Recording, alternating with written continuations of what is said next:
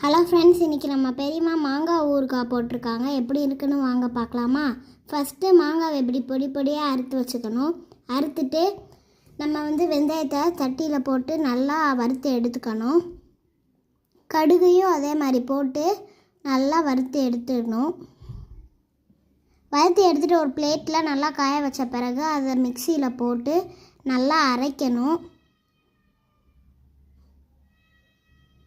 அரைச்சி அந்த மாங்காய் அறுத்து வச்சுருக்கோம்ல அது மேலே போட்டு கொஞ்சோண்டு சில்லி பவுடர், உப்பு, பெருங்காயமும் போட்டு அதுக்கப்புறம் நல்லெண்ணெயை நம்ம சட்டியில் ஊற்றி நல்லா சுடுன்னு ஆகணும்.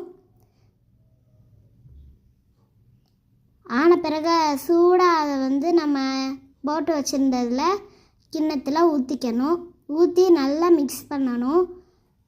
அதுக்கு 3 நாளில் ரெடி ஆயிரும். அவ்வளோதான் காய்ஸ், பாய்.